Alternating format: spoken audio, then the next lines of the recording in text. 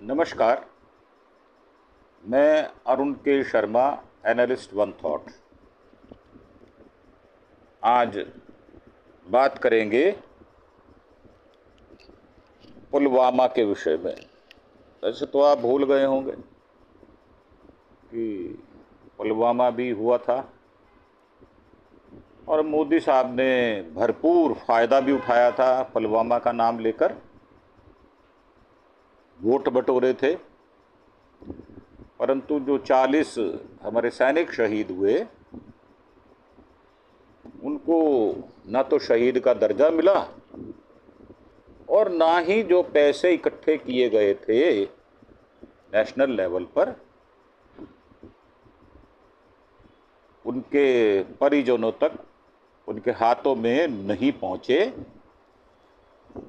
बीच में कहाँ उन पैसों की दहाड़ पड़ गई, कौन खा गया उनको, ये तो बीजेपी वाले या भारत सरकार वाले बताएंगे, क्योंकि उनकी लाशों पर वोट बटोरना ये नरेंद्र मोदी ही कर सकता है और किसी के बस की बात है नहीं। क्योंकि जिस नीचता की पराकाष्ठा यह आदमी कर सकता है, इतना नीच कोई हो ही नहीं सकता। लाशों के ढेर पे राजनीति करना अगर आपको सीखना है तो नरेंद्र मोदी की शागिर्दी करो। परंतु हम बात करेंगे कि पुलवामा अटैक के लिए विस्फोटक अमेज़न से खरीदा गया था। FATF की रिपोर्ट, गोरखनाथ मंदिर पर हमला करने वाले आतंकी को पेपॉल से पेमेंट हुआ था। अब ये 14 फरवरी 2019 को पुलवामा में CRPF के काफिले पर हुए हमले में 40 जवान शहीद हो गए थे और 2000 इसमें आतंकी हमले में इस्तेमाल हुआ विस्फोटक ई-कॉमर्स वेबसाइट अमेज़न से खरीदा गया था। ये तो विरोधी पक्ष वाले भी आरोप प्रत्यारोप करते हैं कि वो RDX कहाँ से आया। अब ये बनावटी है या सरकार अपनी इज्जत बचा रही है या इज्जत का फलूदा होने से बचा रही है, इज्जत तो खत्म हो ही चुकी है। और दुनिया भर में आतंकी फंडिंग पर नज़र रखने वाली संस्था financial action task force FATF ने अपनी रिपोर्ट में यह दावा किया है। और वैसे दावा नरेंद्र मोदी ने भी किया था कि नोटबंदी हो जाएगी तो आतंकवाद खत्म हो जाएगा और डुप्लीकेट नोट जो है वो सारे रिजर्व बैंक में जमा हो जाएंगे, जबकि 97 से लेके 99% तक पैसा जमा हो गया था। फिर उसके बाद ये फंडिंग कहाँ से आई ये तो नरेंद्र मोदी बताएगा, क्योंकि वो बढ़ चढ़कर मुंह खोल खोल के फाड़ फाड़ के मुंह और वो बका करता था, कांग्रेस को कोसा करता था। अब उसको कौन कोसेगा? जो कोसेगा उसके घर में ED, CBI, IT के छापे पड़ेंगे। अब FATF ने इस रिपोर्ट में 2022 में यूपी के गोरखपुर में गोरखनाथ मंदिर पर हुए हमले का भी जिक्र किया है। यहां हमलावर आतंकी को online money transfer platform PayPal के जरिए पैसे दिए गए थे। इन दोनों मामलों को उदाहरण के तौर पर पेश करते हुए संगठन ने आगाह किया कि ई-कॉमर्स और डिजिटल भुगतान सेवाएं अगर गलत हाथों में जाएं तो वे आतंक को बढ़ावा देने का माध्यम बन सकती हैं। अब ये FATF की रिपोर्ट में बहुत सारी बातें अहम हैं, वो हम आपको चाहते हैं कि आपको बताई जाएं। तो रिपोर्ट संयुक्त राष्ट्र आतंकवाद रोधी इकाई UNCTED और फ्रांस के साथ मिलकर तैयार की गई है।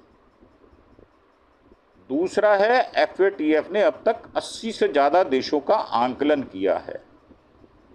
आतंक से जुड़ी फंडिंग की जांच गुनाह साबित करने में 69% देश नाकाम रहे हैं। तो भारत की तो बिसाती क्या भाई साहब। फाइनेंशियल सिस्टम का दुरुपयोग अंतर्राष्ट्रीय शांति को कमजोर करता है और सभी देशों को ग्लोबल नेटवर्क का इस्तेमाल करने की सलाह उन्होंने दी है और संदिग्ध पैटर्न जैसे ट्रैवल, पेमेंट, सोशल मीडिया को पहचानने के टूल विकसित करने की सलाह दी है। और सातवां है सरकारी और निजी क्षेत्र के बीच डेटा शेयर करने की सलाह। अब हमारे यहाँ तो डेटा शेयर होता है तो चोरी का डेटा बिक जाता है, खरीदने वाले ढेरों पड़े हैं। रेलवे की टिकट बुक कराओ, आपका डाटा चोरी हो जाएगा। बैंक में अकाउंट खुलवाओ, आपका डेटा चोरी हो जाएगा। फिर स्टेट वालों का फ़ोन आएगा, फ्रॉडियों का फ़ोन आएगा, स्कैमर का फ़ोन आएगा और डिजिटल अरेस्ट करने वालों का फ़ोन आएगा। तो डाटा हमारे यहाँ चोरी होना ये हमारा रिवाज है। और वैसे भी हिंदुस्तान तो इस मामले में माहिर है। वो क्लोन बनाने में माहिर है, डुप्लीकेट चीज़ें बनाने में माहिर है, जुगाड़ करने में माहिर है। अब FATF की रिपोर्ट में दावा आतंकी फंडिंग के तरीके बदल रहे हैं। पढ़े लिखे लोग हो गए हैं वो भी, बेशक आतंकी सही पर मॉडर्न टेक्निक जानते हैं वो। तो FATF की इस रिपोर्ट का नाम comprehensive update on terrorist financing risk है। 131 पेज की यह रिपोर्ट बताती है कि कैसे आतंकवाद की फंडिंग के तरीके बदल रहे हैं। रिपोर्ट में यह भी बताया गया कि आतंकी संगठन अब पारंपरिक फंडिंग तरीकों के साथ साथ डिजिटल माध्यमों जैसे online payment, gaming platform, social media, e-commerce sites का इस्तेमाल कर रहे हैं। तो मोदी जी रोको अब इनको, लगाओ दम, जोर लगा के हईशा ऐसा बोलो और दम लगाओ, पेट तक का दम लगा दो और जोर से खड़े हो जाओ और बोलो जोर लगा के हईशा। तो फिर ये पकड़ में आ जाएंगे। अब इस रिपोर्ट में यह भी कहा गया है कि आतंकवाद से जुड़ी फंडिंग, टेरर फंडिंग, इसकी रणनीतियां एक जैसी नहीं होती, बदलती रहती हैं। अलग अलग जगहों पर अलग अलग परिस्थितियों के हिसाब से अलग अलग तरीके अपनाए जाते हैं।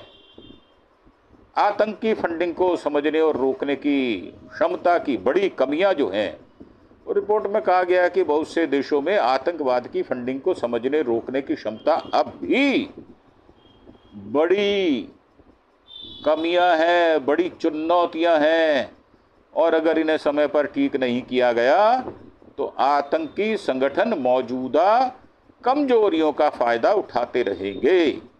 डींगे मारने से नरेंद्र मोदी काम नहीं चलेगा, हमेशा काम करने से होता है। और जो प्रधानमंत्री दुनिया भर की सैर करता फिरे आवारा गर्द की तरह और देश में उनको बनाया प्रधानमंत्री और जो काम उसको सौंपा गया वो करे नहीं, तो ऐसे आदमी को क्या कहोगे आप? मेरे हिसाब से तो ऐसा आदमी आपके पैसे का दुरुपयोग कर रहा है और जो आप टैक्स देते हैं उसके पैसे से वो ऐश्वर्य कर रहा है, भव्यता कर रहा है, विलासिता में डूबा हुआ इंसान है वो। अब इसमें ये बताया गया है कि किस तरह आतंकी संगठन अंतर्राष्ट्रीय फाइनेंशियल सिस्टम का इस्तेमाल अपनी गतिविधियों को जारी रखने और हमले करने के लिए करते हैं। FATF ने दुनिया भर की सरकारों और डिजिटल कंपनियों को चेतावनी दी है कि इन प्लेटफॉर्म्स के दुरुपयोग को रोकने के लिए ठोस उपाय करें, क्योंकि ये अब आतंकी संगठनों के लिए एक नया प्रभावशाली जरिया बनते जा रहे हैं। ये माध्यम बन गया, ये मीडिया हो गया उनका।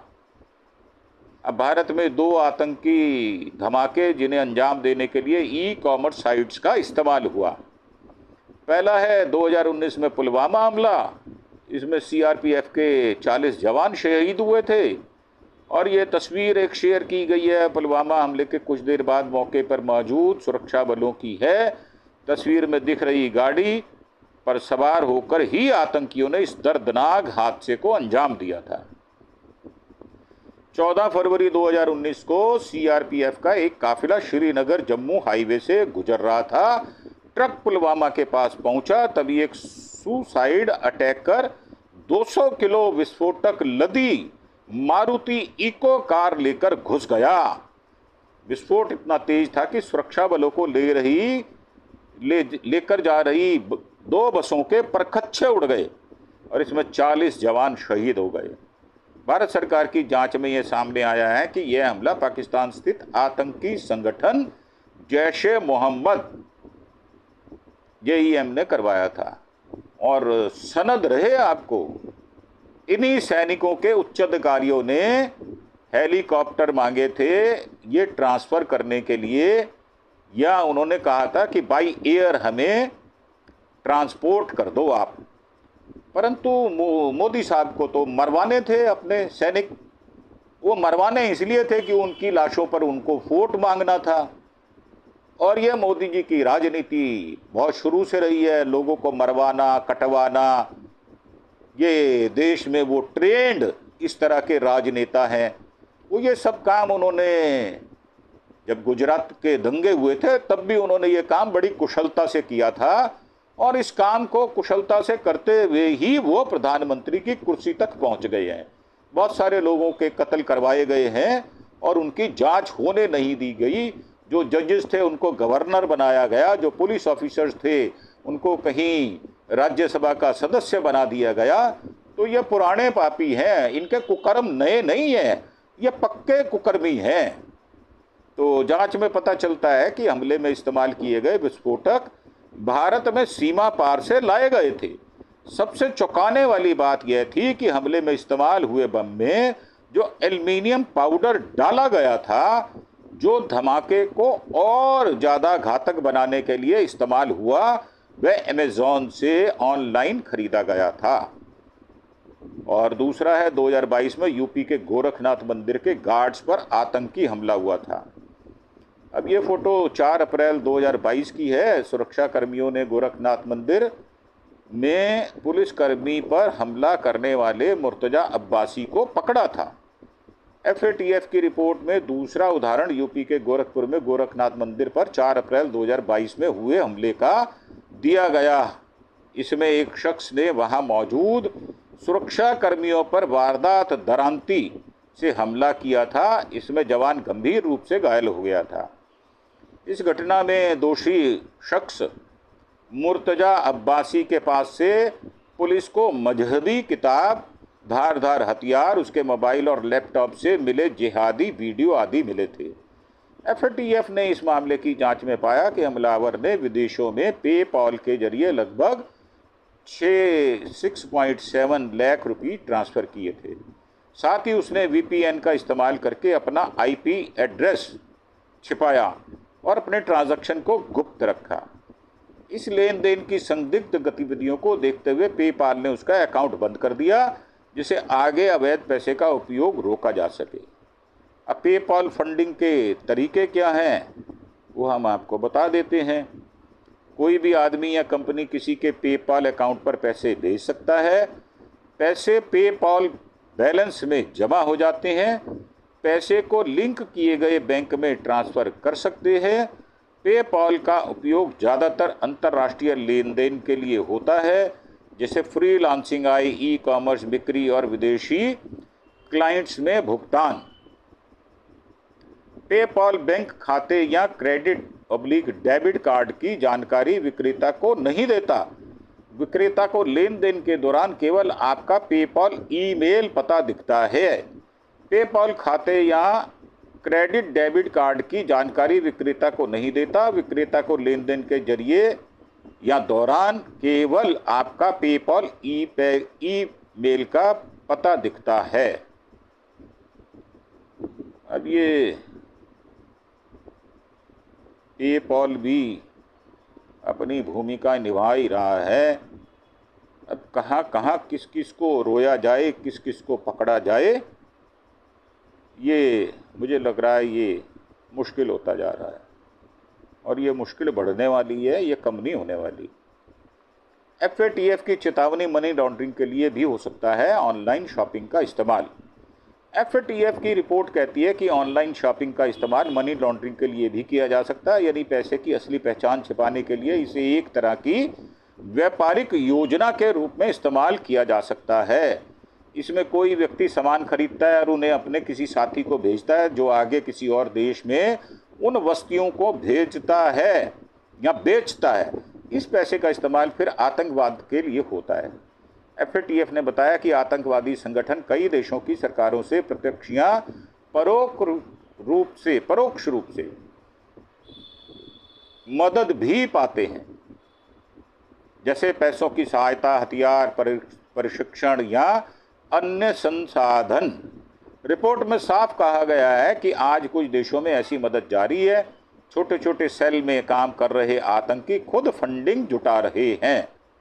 रिपोर्ट में यह भी कहा गया है कि आतंकी अलग अलग इलाकों में छोटे छोटे सेल बनाकर काम कर रहे हैं जो खुद ही पैसा जुटाकर आतंकी योजनाओं को अंजाम दे रहे हैं। इन सेल्स में शामिल लोग कभी कभी छोटे अपराधों, वैध कमाई, माइक्रो ट्रांजैक्शन जैसे गेमिंग ऐप्स के जरिए भी पैसा इकट्ठा करते हैं। और FATF ने यह भी बताया कि नस्लीय, धार्मिक या राजनीतिक कारणों से हो रहे आतंकी हमलों की पहचान करना मुश्किल है। अब ये जो नस्लीय है ना, ये तो BJP की बहुत बढ़िया नस है, ये नस्ल विरोधी है। और क्या है FATF?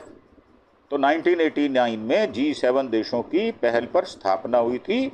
पेरिस में हेडक्वार्टर, हर साल 3 मीटिंग होती है। 39 देश इसके सदस्य हैं। 1990 में पहली बार सिफारिशें लागू हुई। 96 से 2012 तक 4 बार एक्ट अपडेटेशन हुआ और 2010 से भारत FATF का मेंबर है। रिपोर्ट में पिछले 10 साल की केस स्टडी FATF की रिपोर्ट में केस स्टडी दिए गए हैं, जिनसे यह समझने में मदद मिलती है कि आतंकियों को फंडिंग कैसे मिलती है और ये पैसे या संसाधनों को कैसे इकट्ठा करते हैं, छिपाते हैं, इधर उधर करते हैं या फिर उसका इस्तेमाल करते हैं। रिपोर्ट में यह भी बताया गया है कि आतंकवादी संगठन और उनके सहयोगी आज भी कई तरीकों से पैसा जुटा रहे हैं, जैसे नकदी हवाला, ऑनलाइन पेमेंट, सोशल मीडिया और crowd funding. Crypto currency shell कंपनियां जो अडानी ने खोली हुई है, उनके भाई ने खोली हुई है, शेल कंपनियों के जरिए नंबर 2 का पैसा भारत में आता है जो नंबर 1 हो जाता है। और शेल कंपनियां और ट्रस्ट आदि, इसमें तो बड़े बड़े मुर्गे, बड़ी बड़ी मछलियां हजारों, लाखों, करोड़ों, अरबों रुपए की हेराफेरी करती है और उनमें उत्तम नाम, उत्कृष्ट नाम अडानी और अंबानी का है। इन तरीकों से आतंकवादी अपने नेटवर्क को चला रहे हैं और हमला करने के लिए पैसे और संसाधन जुटा रहे हैं। FATF ने सभी देशों से कहा है इन खतरों को समझे, अपने कानूनों और सुरक्षा व्यवस्थाओं को मजबूत करें और मिलकर काम करें ताकि आतंकवाद को फंडिंग मिलना बंद हो सके। FATF ने पहलगाम हमले की निंदा की थी। जून 2025 में FATF ने जम्मू कश्मीर के पहलगाम में हुए आतंकी हमले की निंदा की थी और सभी देशों में आतंकवाद की फंडिंग रोकने की अपील की थी। इसके बाद भारत ने FATF को पाकिस्तान को दोबारा ग्रे लिस्ट में डालने का औपचारिक अनुरोध किया था। भारत का आरोप है कि पाकिस्तान से हो रही फंडिंग के कारण ही सीमा पार से आतंकवादी गतिविधियां चल रही हैं।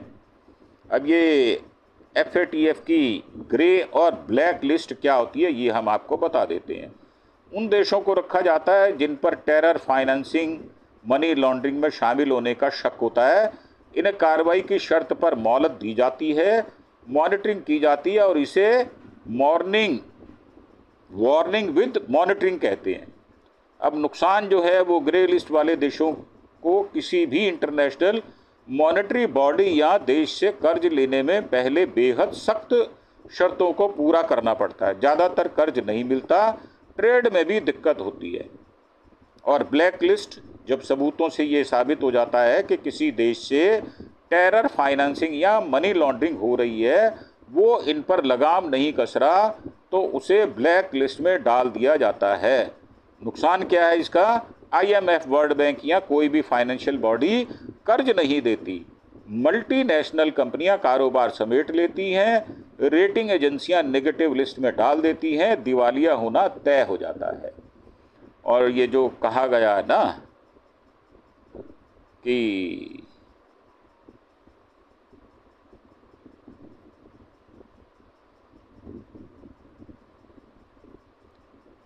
मल्टीनेशनल कंपनियां,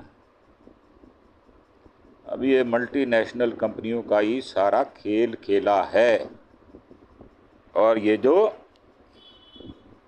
काबा, तो मल्टीनेशनल कंपनियों का खेला बा, क्योंकि उनको पैसे की सख्त ज़रूरत होती है। 1000, 2000, 10,000, 20,000, 1 लाख करोड़, 5 लाख करोड़, 50 लाख करोड़, उनको कोई फ़र्क नहीं पड़ता। जैसे अभी अनिल अंबानी का 45,000 करोड़ रुपया उसको एडजस्ट कर दिया गया सिर्फ 455 करोड़ में, और फिर से उसको अनिल अंबानी चोर को फिर से हवाई जहाज मेंटेनेंस का काम दे दिया गया है। तो ये हमारे मोदी जी का पक्का यार है। तो यार को अपनी यारी निभानी है और देश को लुट जाना है। देश को 5 किलो अनाज मिलेगा, शांत रहें, चुपचाप रहें, अपने घर में रहें, शांति से रहें और मुंह ना खोलें। मुंह खोलोगे तो CBI, ED, IT आएगी और पकड़ कर ले जाएगी। धुनाई भी होगी, लुटाई भी होगी, पिटाई भी होगी और बाद में आपकी पुताई भी होगी। तो इन्हीं शब्दों के साथ आपसे आज्ञा लेते हैं। हमारे दिमाग में जो विचार आते हैं हम आपको बता देते हैं, हम उनसे घबराते नहीं हैं। और इन विचारों का आदान प्रदान होना बहुत आवश्यक है। देश में सतर्कता आए। देश में अगर शांति, समृद्धि और इंफ्रास्ट्रक्चर मजबूत करना है तो आपको ईमानदार होना पड़ेगा, ट्रांसपेरेंसी से काम करना होगा, चीज़ों को छुपाना नहीं होगा, चीज़ों को बताना होगा। परंतु हमारे देश का निज़ाम चीज़ों को छुपाता ज़्यादा है और बताता बिल्कुल नहीं है। और उनके सहयोगी गोदी मीडिया जो उनकी गोदी में बैठे हुए हैं वो उसके अंदर पूरी सहायता करते हैं। उसका कारण ये है कि सरकार ने 11,000 करोड़ रुपया उनको सौंप दिया है, उनको दिया है तलवे चाटने के लिए। तो ये ऐसे ही चलेगा, परंतु हम डटे रहेंगे, हम इनका विरोध करते रहेंगे और हम पीछे नहीं हटेंगे। अपनी बात को ठोस तरीके से अवश्य कहेंगे। अब आपको अच्छा लगता है तो नीचे कमेंट बॉक्स में आकर आप अपने कमेंट दें, और अगर कोई सुधार चाहते हैं तो भी कमेंट बॉक्स में आकर आप अपने सुझाव दे सकते हैं। एक हमारी शिकायत है, वो हम कह देते हैं कि हमारे जो वीडियोस बनते हैं उनको महिलाएं जो हैं वो कम देखती हैं, और महिलाओं को जो नैतिकता है, नैतिक बूस्ट जो मिलता है वो हमारे इन शब्दों से मिलता है। तो मेरे मन की इच्छा है कि महिलाएं ज़्यादा से ज़्यादा जुड़ें, क्योंकि हमारे 70% जो व्यूअर हैं वो पुरुष हैं और 30% महिलाएं हैं, और उनमें भी 24 से लेकर 44 साल की उम्र तक के लोग ज़्यादा हैं। परंतु 17 से 24 और 54 से 70 वर्ष के लोग या 75 वर्ष के लोग कम हैं।